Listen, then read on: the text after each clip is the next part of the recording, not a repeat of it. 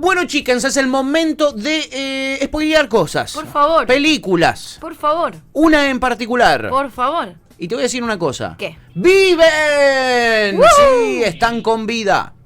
Llévatelo. Alerta, alerta, alerta. Alerta spoiler. Ya fue.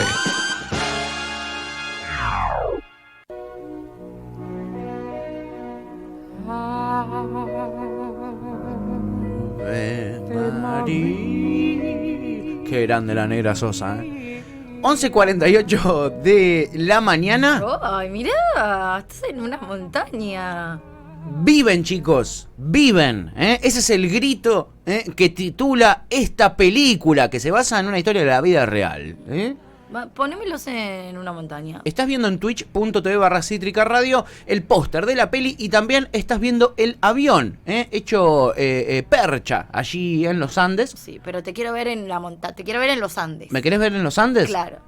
Buenísimo, si me mandan a los Andes desde la radio sería espectacular. Es muy probable. Es Te muy probable. han mandado al espacio. Me han mandado al espacio, Mirá, ¿verdad? si no te van a poder mandar a los Andes. Totalmente, amiga. Bueno, ¿de qué se trata? Viven es la historia de un grupo de rugbyers uruguayos. Ajá. Que en el año 72 sufrieron en el vuelo 571 de la Fuerza Aérea Uruguaya, donde estaban viajando, un accidente en la cordillera de los Andes. Esta es una historia real. Es una historia real. ¿Verdad? Esto sucedió en el año 72 y la película se llama Alive en inglés o Viven con signos de exclamación en castellano. Fue una película estrenada en el año 93. Vos eras una baby. Yo había nacido recién. Hacía instantes nada más. Yo ya tenía 4 añitos. Esta película es obra del matrimonio formado por el director, que también es productor, el señor Frank Marshall, y su esposa, que es productora, que es Colleen Kennedy. Está basada, en verdad, no en la historia real, sino en el libro que se llamó igual. Viven. ¿Quién escribió el libro? El libro del 74, sí, Pierce Paul Reed es el que lo escribió. Es un libro del año 74, 2 años después de la tragedia. Y el libro está basado a su vez en las entrevistas que les realizaron a los sobrevivientes de este accidente del vuelo 571 en el año 72. ¿Está escrito como ficción o no? ¿Es tipo las entrevistas en sí? No, está exacto, está narrado como si fuera, está ficcionalizado, exactamente. Hay personajes que son los que dieron los testimonios más importantes y que luego son los personajes más importantes también en la película. Están los sobrevivientes, son Fernando Parrado, que está interpretado por Ethan Hawke, nada más y nada menos en la peli. Está Ethan Hawke en la peli, joven potro, que además trabajó como asesor técnico, Fernando Parrado, de la película. Muy bien. Y está John Malkovich, que está interpretando a Carlitos Páez. Me la vi el otro día. Estoy inaugurando una nueva sección en mi vida, que es dormirme después de las 12, Pipi. Para estar bien cansado. Para llegar bien cansado y no tener insomnio. A las 3 de la mañana me dormí ayer. Qué hija de puta que sos. Bueno, John Malkovich, nada más y nada menos, que ahí lo estamos viendo en pantalla, es uno de los protagonistas. Él interpreta a Carlitos Páez, a un Carlitos Páez ya mayor, no al Carlitos Páez que tiene el accidente, sino uno cuando te muestran el años después de la tragedia, ¿no? Bien. Él es el narrador en el comienzo de la película. Es una película que tiene un narrador. Bien. Que es Carlitos Páez, el uruguayo, ¿ok? Perfecto. Que en verdad está interpretado por John Malkovich cuando es grande. Y al final de la película también aparece como narrador. Tiene la unión de la narración al comienzo y al final. En el medio no hay narración. También tuvo esta película fue un éxito rotundo, llamó mucho la atención por sus imágenes crudas, por la historia real que contaba. Y luego se hizo un documental llamado Viven, 20 años después, que fue escrito y producido por Jill Fulton Smith y narrado por Martin Sheen, el hermano de Charlie Sheen. Mira. ¿Cuál es el argumento de la peli? Ya lo dijimos, narra la historia de este equipo de rugby uruguayo, el que se llamaba el Old Christians Club, gente muy, muy, muy cristiana de la alta alcurnia uruguaya. De Carrasco, del departamento de Carrasco, cuyos miembros eran estudiantes del colegio Estela Maris de Montevideo y iban en ese avión sus amigos y sus familiares. Iban ellos con amigos y sus familiares, eran 40 y pico en total, 43, si no me equivoco, y todos ellos se vieron envueltos en este accidente que nosotros recién veíamos ficcionado en la pantalla de twitch.tv/Cítrica Radio. O sea, sobrevivieron. Sobrevivieron 16. Después de 72 días. Después de 72 días en los Andes. ¿Se sabe cuánto? O sea, ¿Todos los que sobrevivieron son los que sobrevivieron al accidente o hubo gente que se fue No. muriendo en esos 72 días? Se fue muriendo gente en esos 72 días, mi amiga. ¿Al vuelo se sabe cuántos sobrevivieron? No. El avión llevaba 43 pasajeros más 5 tripulantes, 40 pasajeros más 5 tripulantes, eran 45, perdón, me Bien. corrijo, había dicho 43 yo. Sí, en el accidente mismo, Sí. en el accidente mismo que sufre este avión de la Fuerza Aérea, mueren alrededor de unas 15 personas, no muere mucha gente en el accidente. Mira. No muere mucha gente en el accidente, sí muchos quedan heridos y van muriendo con el correr de los días. Uf. Eso es lo que va pasando y eso es lo que te relata la película también. Qué heavy. Eran 45 pasajeros, como decíamos, 40 pasajeros, 5 tripulantes. Se estrelló en la cordillera de los Andes, yendo hacia Santiago de Chile, donde deberían jugar un partido. Esto fue el 12 de octubre, cuando este avión parte, transportando este equipo de rugby, en una inestabilidad tremenda climática que se desarrollaba en el sector de la cordillera central, que era donde estaban pasando. Claro. Era tan fuerte la inestabilidad climática que hizo fallar a los radares del avión. El avión pensaba que estaba yendo para un lado.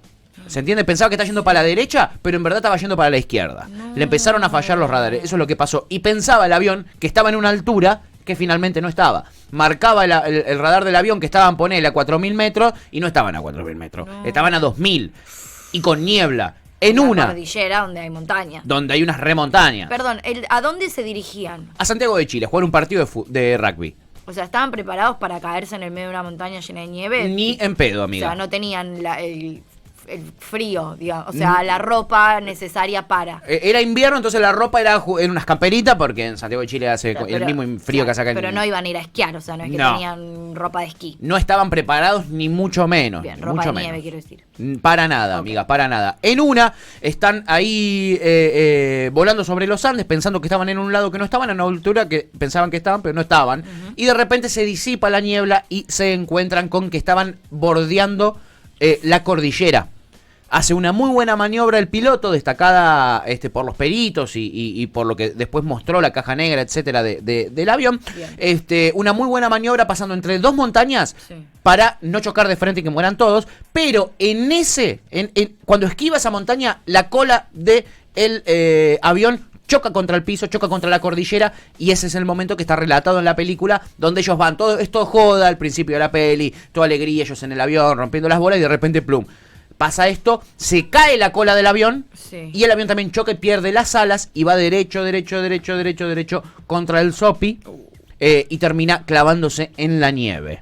Muy iceberg. Muy todo mal, muy iceberg, muy frío todo. Qué bajón. El grupo pudo sobrevivir durante 72 días por la decisión grupal, que fue lo que más se levantó en los medios de comunicación después de la tragedia, y también en la película. En la película lo que más se destaca es esto, que debieron alimentarse de la carne de los pasajeros muertos. Ay, es muy raro eso. No fue fácil, lo ves en la película, y en un principio algunos rechazan hacerlo, rechazan comerse a sus compañeros, pero era la única forma de vivir. Pensá que ellos iban a ir a un hotel, ni siquiera habían pensado era un viaje corto de Uruguay a Chile, tampoco es que llevaban comida, no llevaban alimentos, no llevaban nada.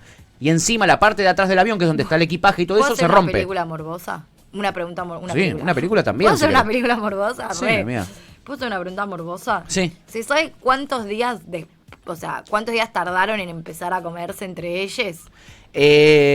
No está No es con un dato precisión, menor. no es un dato menor. Porque una cosa es que vos me digas después de 10 días y la verdad que te como el brazo. O Y- sea, perdón, pero te como el brazo. Si estás vivo, capaz que también. Al parecer tardaron bastante. Ahora, si me decís 2 días y no sé. Tardaron un montón, al parecer, por esto, porque muchos no querían, y estaban compartiendo unas raciones mínimas que tenían, comiendo muy poquitito. Muchos de ellos luego tenían la piel pegada al hueso de lo que habían bajado de peso durante todo ese tiempo. Hay que decir igual, por supuesto, claramente ninguno de nosotros dos ha pasado hambre, lo No, que claro. se conoce como hambre, pero dicen que fuera de joda pasar hambre te enloquece. Totalmente. O sea, que No es- realmente no puedes pensar con claridad, Tal o sea, cual, amiga. que de verdad te vuelve loco el hambre, no Tal es joda. cual. Y ese relato está mostrado en la película también, esa lucha interna entre ¿qué hacemos? ¿Nos comemos entre nosotros? ¿No nos comemos? Jodían en un momento, en la peli se ve como también en una joden con eso como, jodiendo un poco, pero de repente llega la noche y la noche hace muchísimo frío, hacía menos 40 grados a la noche, entonces mucha gente se moría durante la noche, había muchos heridos, mucha gente engangrenada, y esa gente empezaba a morir y...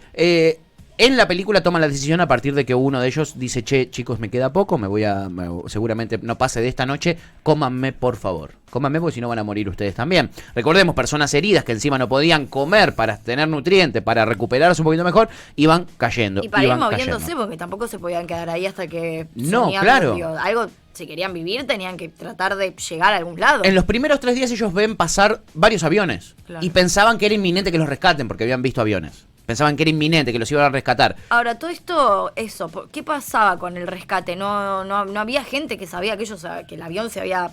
El avión había desaparecido, pero como yo te dije, se pensaba que el avión estaba yendo por un lado y no había ido por ese lado. Pero después la caja negra o eso... Está bien, la caja negra se encuentra una vez que se encuentra el avión, pero sí. no hay forma de alguien en la aerolínea que siga el recorrido real. Pero es lo que te acabo de decir, el recorrido marcaba que habían ido, ponele, a Berazategui y estaban en Ezeiza, ¿me entendés? Yo pensé que eso era lo que marcaba arriba del avión, no después la gente que estaba en otro. La torre de control marcaba que estaban en un lugar que no estaban a varios kilómetros de donde finalmente terminaron. Y por eso es que los enviados para rescatar, para hacer el rescate y para encontrar... Nunca iban al lugar correcto. Nunca iban al lugar correcto y nunca lo encontraban y nunca lo encontraron. Es más, pasaron 72 días y nunca lo encontraron. Al ver esto y al tener cada vez menos alimento, a la semana deciden armar cuadrillas. Arman cuadrillas de unos que se dedicaban a derretir el agua, porque tampoco tenían agua potable. Claro. Entonces, ¿qué hacían? Ponían una chapa al sol que derretía el agua y juntaban 2 litros de agua por día que la repartían entre las 20 personas que estaban con vida. Y se tomaban unas gotitas de agua cada uno. Una pesadilla real. Repartían la comida, pero como había una cuadrilla que salía a explorar, a buscar una salida, a buscar que alguien los rescate, a esa cuadrilla se le daba un poco más de alimento, porque esa gente tenía que salir a caminar en el medio de la montaña. Entonces así fue como de repente empezaron a tener muchas dificultades para comer. Mucha falta de comida. Y ahí deciden armar una cuadrilla para ir hasta la cola del avión, que era lo que se había caído antes, que te conté cuando fue el accidente. Sí. Bueno, van hasta ahí, la intención cuál era, ir a buscar las baterías del avión que estaban ahí, que se encontraban a kilómetros del lugar, y poder rearmar la radio para comunicarse, pero decidieron llevar la radio, o sea, van hasta el avión, van hasta el avión. ¿Qué se dan cuenta cuando llegan ahí? Nadie tiene ni puta idea cómo funciona esto, nadie tiene ni puta idea qué es lo que nos tenemos que llevar, nadie tenía ni puta idea de nada, entonces tuvieron que volver hasta donde estaba el cuerpo del avión, donde estaban los demás compañeros, agarrar la radio y llevarla hasta el avión, porque era imposible hacerlo de otra manera. A pesar de todos los esfuerzos, no lograron comunicarse con el exterior porque hubo un cortocircuito que se originó debido a que ellos desconocían técnicamente qué era lo que le pasaba a la radio, y irreparable porque no tenían ningún técnico, no tenían nada, ¿no? Sí. Entonces, bueno, no pueden comunicarse con nadie, pero sí tienen una radio para escuchar las noticias. Entonces ellos empiezan a escuchar las noticias, empiezan a escuchar que los estaban buscando en un lugar que no era, y de repente se enteran, estando allí en medio del frío extremo que tenían que afrontar estos sobrevivientes, gracias a estas temperaturas, de repente se enteran que la búsqueda a los 10 días se cancela. ¿Qué? Se cancela forever. No los van a ir a buscar más, los dieron por muertos. Me están jodiendo, había 45 personas. Y ellos estaban escuchándolo por radio. Para ese entonces ya quedaban unas 20. Luego terminan quedando 16. ¿Todo esto es verídico o todo son esto cosas que se agregaron en la peli? No, esto es posta. Esto es posta. Esto es posta. O sea, la peli no sumó nada más. Igual la historia real ya es bastante trágica, no hace falta sumar mucho más. No. Pero capaz sumaron cosas como para hacerlo todavía más morboso de lo que ya era. Es más, todo lo contrario, le sacaron morbo. El libro te cuenta mucho más sobre la antropofagia, es decir, el canibalismo. Muchísimo más, pero el director de la película consideró que él lo que le importaba era la búsqueda por la supervivencia. El coraje, ¿viste? El coraje. Dice ahí un poco el tráiler, dice una historia de tragedia. Exacto, las ganas de vivir él quería recalcar en la historia, por eso es que le da muy poquita bola al tema de cuando se comen entre ellos. Bien. ¿No? ellos cayeron en octubre. En diciembre del 72 vieron que su única esperanza consistía en ir a buscar ayuda a ellos, porque si no, se iban a morir, claramente. Y el 12 de diciembre de ese mismo año, Fernando Parrado, Roberto Canessa y Antonio Vicintín parten en búsqueda de esa única esperanza. El tercer día de camino, Antonio Vicintín se resbala, se crea una lesión y por lo que deciden devolverlo, que se vuelva donde estaba el avión. También le pidieron que dejara su ración de comida y su ración de carne, ya que el trayecto iba a ser más largo de lo calculado. 10 días de caminata, y habiendo caminado muchísimos kilómetros, llegaron a la precordillera curicana del sector de Los Maitenes, en Chile. Recorrieron un río, porque empezaron a ver vegetación, se emocionan, se ponen a llorar, empiezan a ver un río, empiezan a ver vegetación, lo empiezan a rodear, lo rodean durante un día y medio y no podían lograrlo porque el deshielo estaba creciendo, y Canessa comienza a sentirse enfermo, por lo que Nando lo tiene que llevar. Lo debe llevar él, y finalmente se encuentran con un campesino. Ellos no podían ni hablar de cómo estaban hambrientos, de cómo estaban cansados. Entonces habían escrito en uno de esos días un texto en un papel explicando la situación, quiénes eran y qué necesitaban, porque no podían hablar. Se lo tiran ese papel envuelto en una piedra al campesino, y el campesino los ayudan, llama al equipo de rescate y a la policía, los salvan a estos dos, y al otro día van a buscar al resto de los supervivientes al avión.